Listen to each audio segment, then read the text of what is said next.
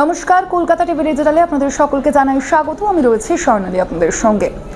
গত 19 এপ্রিল আমরা দেখেছিলাম প্রধানমন্ত্রী নরেন্দ্র মোদী তিনি কিন্তু সভা করতে এসেছেন। অবশ্যই আমরা দেখেছি যে এই ভোট বঙ্গে একাধিক বার প্রধানমন্ত্রী এসেছেন এই বাংলায়। শুধু প্রধানমন্ত্রী কেন, কেন্দ্রীয় স্বরাষ্ট্রমন্ত্রী অমিত শাহ থেকে শুরু করে বিজেপির যে কেন্দ্রীয় শীর্ষ নেতৃত্ব তারাও কিন্তু বারংবার এই ভোট বাংলায় টহল দিয়েছেন। আর 19 এপ্রিলের যে ঘটনা তা কিন্তু সকলের মনেই জায়গা করে নিয়েছে। কি কারণে? কারণ এই 19 এপ্রিল প্রধানমন্ত্রী যখন সভা করতে এসেছিলেন তারপর এই কনভয় থেকে নেমে, অর্থাৎ যখন তিনি রাস্তায় যাচ্ছিলেন সেখানেই কনভয় থামিয়ে তিনি কিন্তু নামেন গাড়ি থেকে, এবং সেখানেই গাড়ি থেকে নেমে তিনি একটি ঝালমুড়িওয়ালার দোকানে গিয়ে উপস্থিত হন। সেখান থেকে একটু ঝালমুড়ি কেনেন এবং সেখানে তিনি খান। সেই যে ঝালমুড়িওয়ালা তার সঙ্গে তিনি কথাও বলেছিলেন, এবং ঠিক সেই সময় একটি বিরাট বড় ভুল করে দিয়েছিলেন ঝালমুড়িওয়ালা বিক্রম সাউ। কি সেই ভুল, সেই নিয়ে কিন্তু আজকের এই ভিডিও, সেই তথ্য আপনাদের জানাবো।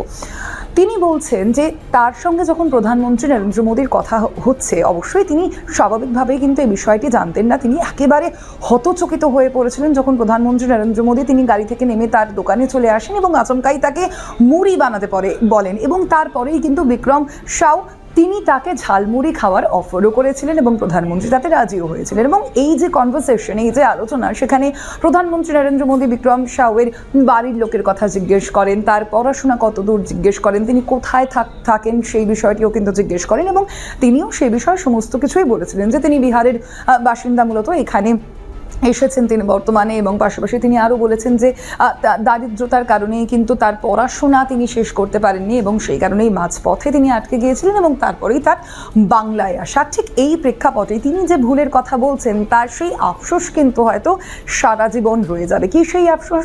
তিনি বলছেন যে এই যে ঘটনাটি এতটাই আচমকা হয়েছিল যে আমি প্রধানমন্ত্রী নরেন্দ্র মোদীর অটোগ্রাফটি নিতে পারলাম না, এই আফসোসটা কিন্তু রয়েছে বিক্রম কুমার সাউয়ের, এবং তিনি এই আফসোসের কথা ইতিমধ্যেই উল্লেখ করেছেন। অবশ্যই তার যে ছবি রয়েছে তা মিডিয়াতে রয়েছে, যেমন আমরা দেখেছি ইতিমধ্যেই এই ভোট বঙ্গে সোশ্যাল মিডিয়ায় পুরোটাই ছেয়ে গিয়েছে। অবশ্যই সেটাও একটা স্মৃতি করে তিনি রাখতেই পারেন। তবে একটা অটোগ্রাফ, অনেকেই আমরা দেখে থাকি যে এই অটোগ্রাফের প্রতি একটা বিশেষ আকর্ষণ কিন্তু থাকে। বিক্রম সাউয়েরও যে এই আকর্ষণ রয়েছে এই অটোগ্রাফের প্রতি তা কিন্তু বোঝা যাচ্ছে তার এই বক্তব্য। অবশ্যই আফসোস হয়তো থাকবে, তবে তার এই যে ঘটনা, এই যে ঝালমুড়ি খাওয়ার ঘটনা প্রধানমন্ত্রী নরেন্দ্র মোদীর তার দোকানে নেমে, তা কিন্তু একটা অন্যতম গুরুত্বপূর্ণ রাজনৈতিক মোড়ে পরিণত হয়েছে বর্তমানে ভোট বঙ্গে। আজ এ পর্যন্তই। দেখতে থাকুন কলকাতা টিভি ডিজিটাল, রাত দিন 7 দিন।